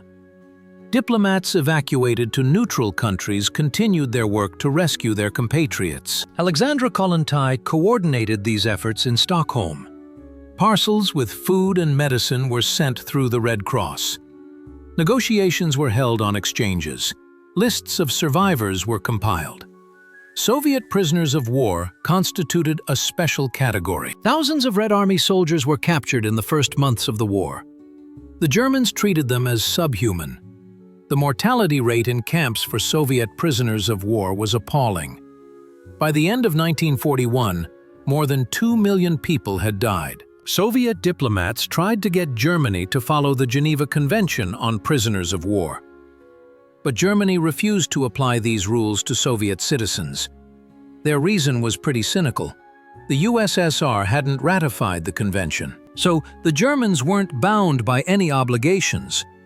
Information about the atrocities in the prisoner of war camps was passed on through neutral countries. This data was used in the propaganda war. The Western Allies received evidence of Nazi crimes. This strengthened the anti-Hitler coalition, but it did not help the prisoners themselves. There were cases of escapes from the camps. Some managed to reach neutral countries or join the partisans. Soviet diplomats in neutral countries helped the fugitives. They provided them with documents and organized their transfer to the USSR. Every person saved was a small victory in a great tragedy. By the end of the war, the question of repatriation arose. Millions of Soviet citizens were in Europe, in camps, in forced labor, in exile. The Soviet government insisted on their return. The Western Allies generally agreed. Mass repatriation began. But not everyone wanted to return. Some feared repression for being prisoners of war. Others did not want to return to Stalin's regime. Still others had built new lives abroad. A category of non-returnees emerged. Soviet citizens who refused repatriation. Their fate became a tragedy. Without a homeland, but also not accepted in a foreign land. For those who did return, the trials were not over. Everyone was checked by the SMERSH counterintelligence service. They investigated the circumstances of their captivity, internment, and stay abroad. Many were accused of treason and sent to the Gulag. Victims of Nazism became victims of Stalinism. It was a second tragedy after the first. The story of the rescue of Soviet citizens from occupied Europe is a story about the limits of humanity during wartime. Diplomats did what they could.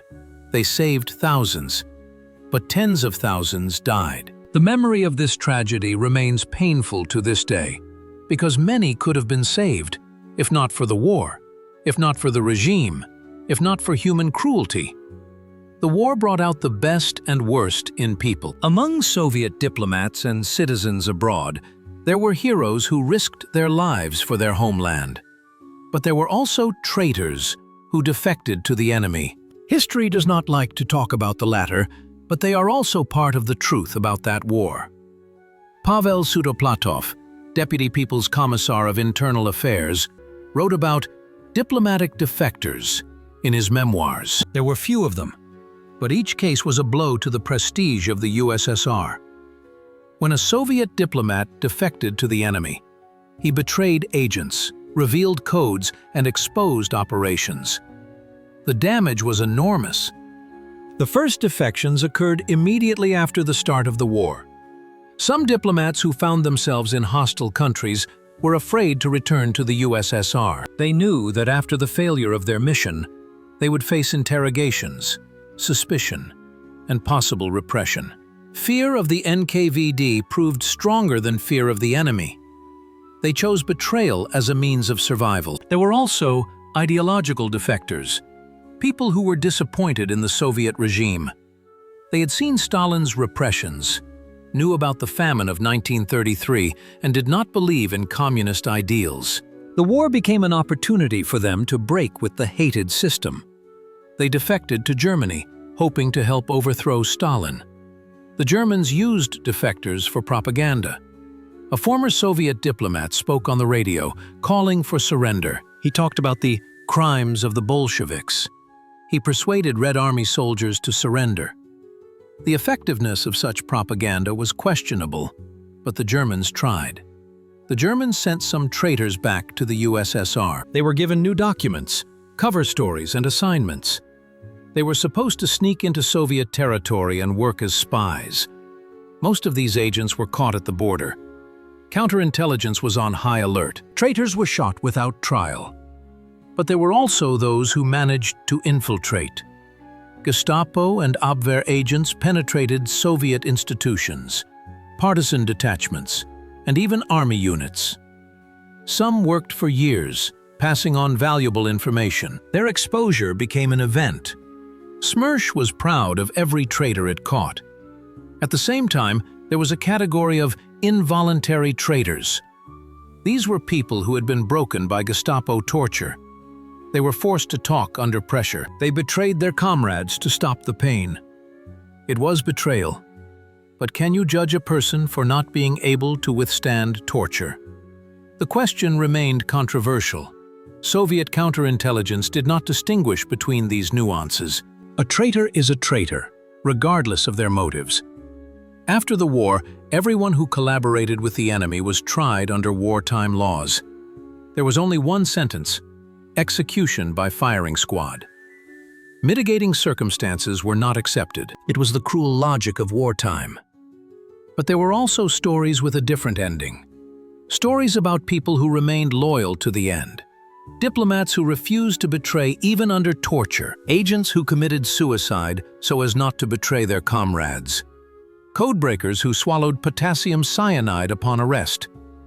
These stories instilled faith in human dignity. The story of GRU resident Anatoly Gurevich, who worked in France under the pseudonym Kent, became legendary. His network obtained valuable information. In 1942, the Gestapo arrested part of the group. Gurevich was tortured for months. But he did not betray the most important thing. He did not reveal his radio connection with Moscow. The Germans never found out that he continued to transmit disinformation. After the war, Gurevich was accused of treason. He survived arrest, which meant he had collaborated. It was only decades later that he was rehabilitated. It turned out that he had been playing a subtle game with the Gestapo, using them to transmit disinformation. But Stalin's counterintelligence preferred not to investigate. Suspicion was sufficient guilt. Such stories show the absurdity of the situation. Heroes became traitors in the eyes of the system. Real traitors sometimes pretended to be heroes. It was impossible to establish the truth. Therefore, everyone was suspected. It was better to convict the innocent than to let the guilty go free. Such was the logic of the NKVD. The percentage of traitors was higher among the technical staff of embassies. People without diplomatic immunity who found themselves in the camps broke down more often. They were offered a choice: cooperation or death. Many chose life.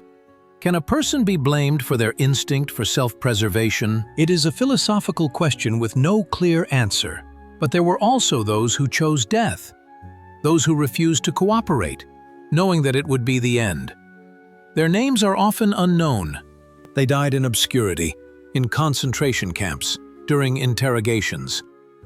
But their choice was a choice of honor. They preferred death to betrayal. That is worthy of remembrance. The story of traitors and heroes of the diplomatic war is a story of choice. Each person made their own choice at that moment. Some chose loyalty. Some chose life.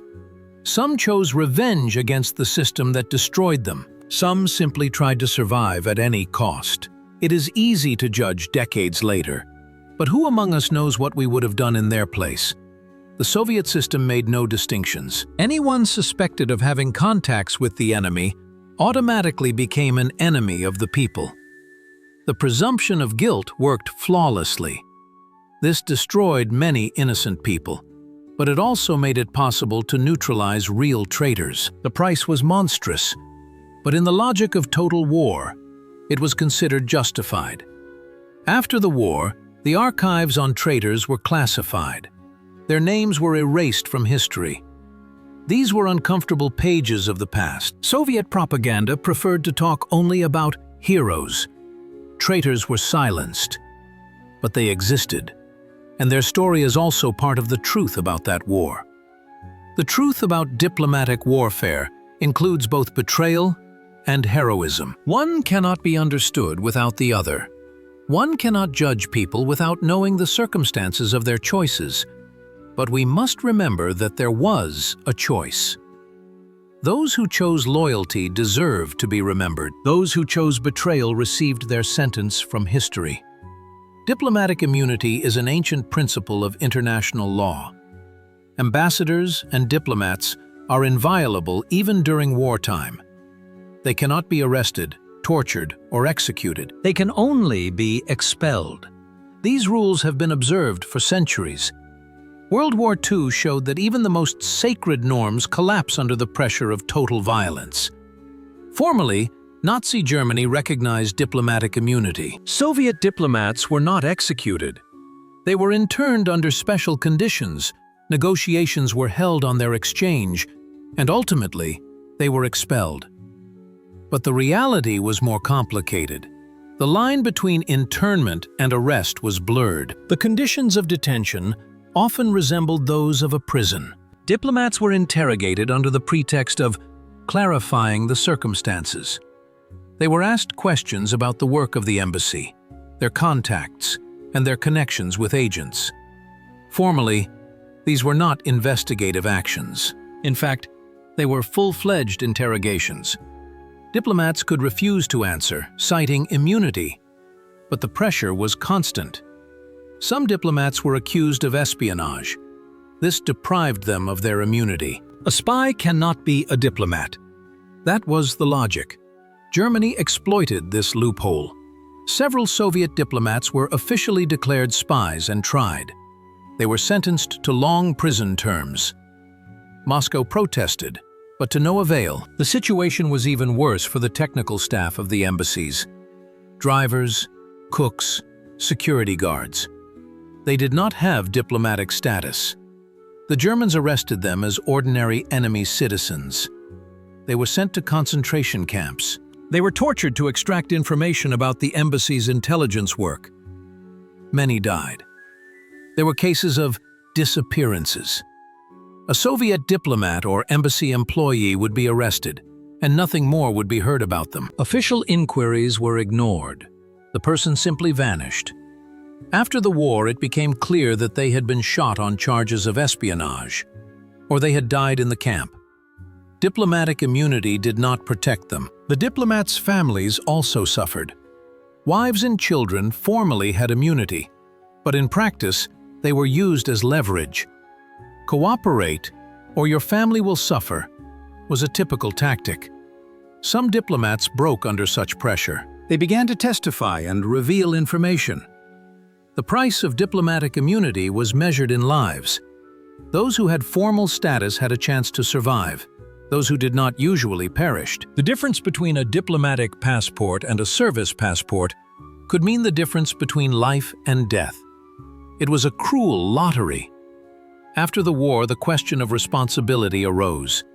Germany had violated international law. Diplomats were victims of war crimes, but who should be held accountable?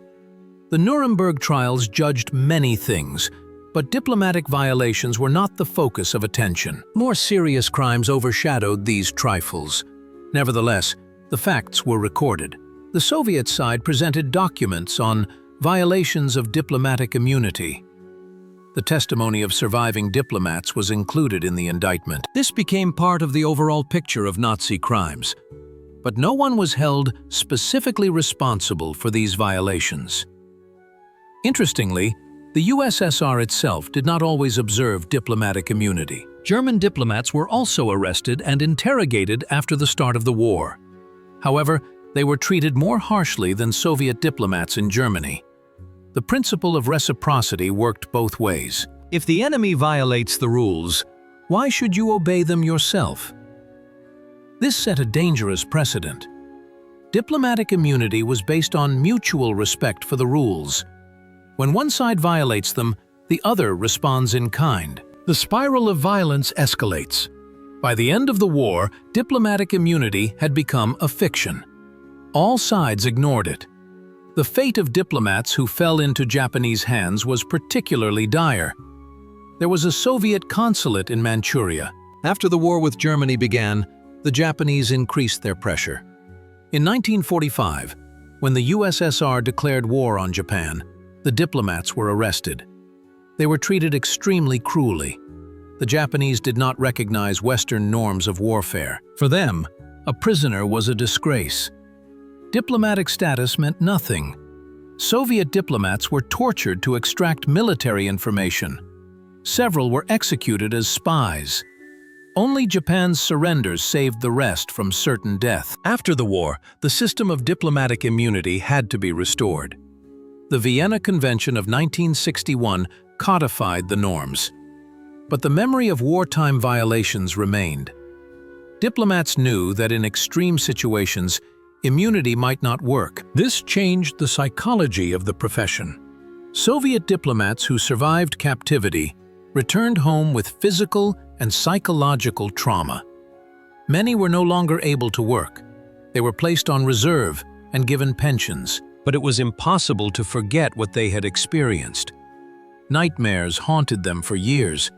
The fear of arrest remained forever. After their release, some diplomats came under suspicion by the NKVD. How did they survive in captivity? Did they cooperate with the enemy? Did they break under pressure? Investigations, interrogations, and proceedings began. People who had survived the hell of German captivity found themselves in the hell of Soviet suspicion. There were cases of repression against returning diplomats. They were accused of insufficient fortitude, of giving up information, of not killing themselves upon arrest. Absurd accusations. But in the atmosphere of paranoia of the post-war years, they worked. People found themselves back in the camps. The price of diplomatic immunity turned out to be high, not only in captivity, but also at home. The system did not forgive weakness. It did not forgive the fact that a person had fallen into the hands of the enemy and survived. Suspicion was sufficient punishment. Heroism did not count. Only formal compliance with the ideal of steadfastness was considered. This created a terrible dilemma for future generations of diplomats. If you were captured, the enemy could kill you. If you survived, your own people could accuse you of treason. There was no way out. The only guarantee was death upon arrest. Such was the logic of the system. But there were also those whom the system recognized as heroes. Diplomats who endured torture and did not break. Those who returned with valuable information. Those who were able to outwit the enemy. They were rewarded, written about in newspapers, and held up as examples. But they were in the minority. The history of diplomatic immunity during wartime is a story about the fragility of civilized norms. When total war begins, rules are set aside. Only force remains. And those who find themselves in the hands of the enemy can only count on their own fortitude and luck. Modern international law has taken the lessons of World War II into account. Diplomatic immunity is protected more strictly. Violations are prosecuted by the International Court of Justice. But the question remains, will these norms be observed in a future war? History shows that when the survival of a state is at stake, international law is silent. The price of diplomatic immunity paid in 1941, 1945 is measured in hundreds of ruined lives. Diplomats who died in captivity, families destroyed in concentration camps, people broken by torture, those who survived but were repressed at home. All of them were victims of a system where human life was worthless. But their sacrifice was not in vain. They showed that even in hell, human dignity can be preserved, that it is possible to remain true to one's principles under torture. That diplomatic duty is higher than the fear of death. These lessons remain. And so does the memory of those who paid the highest price for diplomatic immunity. The diplomatic war ended along with the military one. On May 9, 1945, silence fell over Europe. Soviet diplomats returned to the cities they had left 4 years earlier. Embassies were reopened, flags were raised. A new era was beginning. But the memory of what had been endured remained forever. The experience of diplomatic warfare changed Soviet foreign policy.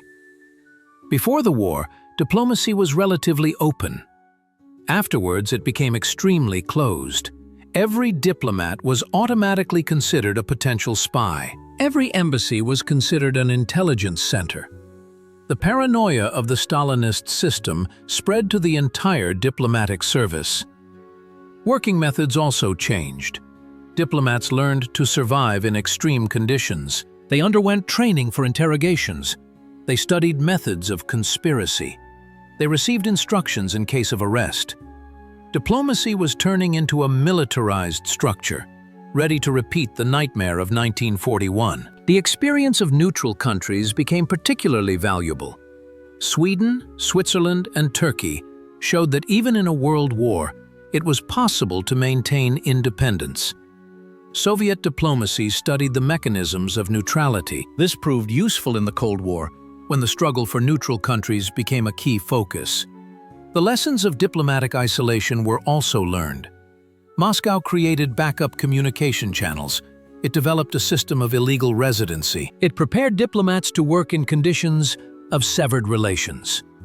Never again would Soviet missions find themselves in complete isolation, as they had in the summer of 1941. The restoration of diplomatic relations with former enemies proceeded in different ways.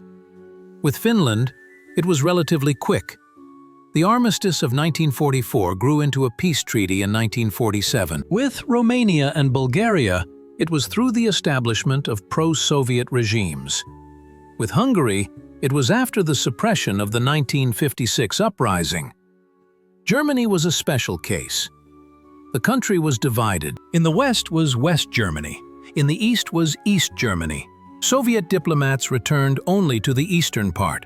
Berlin once again became the seat of the Soviet embassy. But it was a different country, and a different kind of diplomacy. Many diplomats who survived the war wrote memoirs. However, most of them were classified. Only ideologically approved texts were published. There was silence about traitors, about the repression of those who returned too. A heroic legend was created, where there were only victories and feats.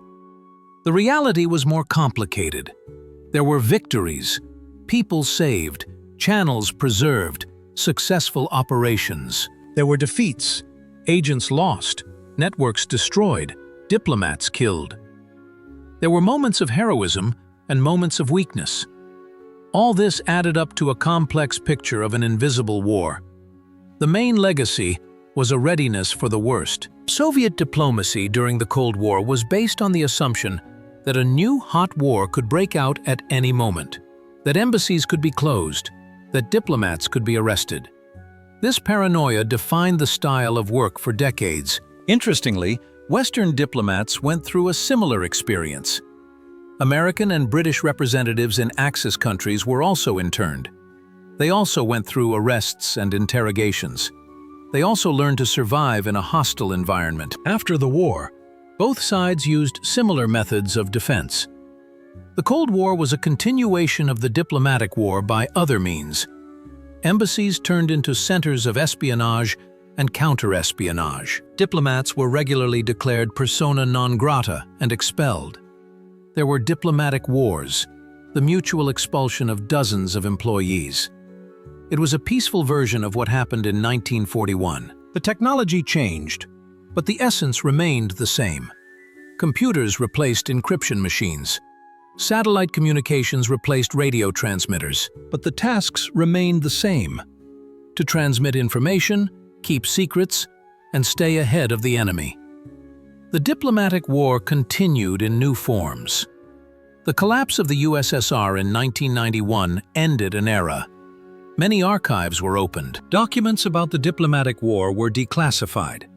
New studies, memoirs, and documentaries appeared. Gradually, a complete picture of what happened in 1941 to 1945 was restored. It turned out that there were more heroes than previously thought. Many diplomats and agents who had been declared traitors were in fact heroes. They were posthumously rehabilitated. Their names were restored. Their memory was returned. But for them, it no longer meant anything. The legacy of the diplomatic war lives on in modern Russian diplomacy. The methods, approaches, and traditions that were formed during World War II continue to work.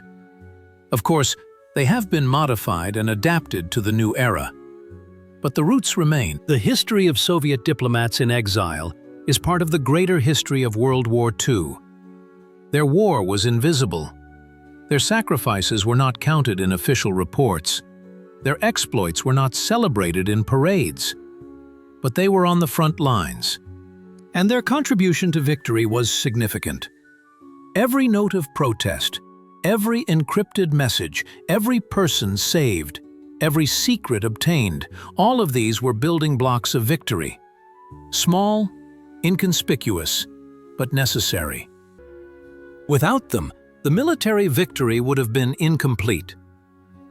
Because the war was not only fought on the front lines, it was fought everywhere, including in the offices of diplomats. The memory of the diplomatic war is preserved in the professional community. Young diplomats study the experience of their predecessors. They learn from their mistakes and victories. They understand that the profession of a diplomat can be deadly dangerous at critical moments. But that does not stop them, because serving the motherland is more important than personal safety. The legacy of the secret war is a lesson that diplomacy is not just about beautiful protocol. Behind the outward glamour lies a fierce struggle. A struggle for information, for influence, for the future. And in this struggle, it is not the one with the best suit who wins. It is the one with the strongest nerves and the sharpest mind. 78 years have passed since the end of the war. There are almost no eyewitnesses left. The archives have been studied. Books have been written. But the topic is not closed, because each new generation looks at history through its own eyes and finds new meaning in old events. The story of Soviet diplomats in occupied Europe is a story of the resilience of the human spirit. It shows that even in the most hopeless situations, it is possible to find a way to resist. That duty is stronger than fear. That loyalty to principles is more important than life itself. These lessons are eternal. And as long as we remember them, the memory of those people lives on.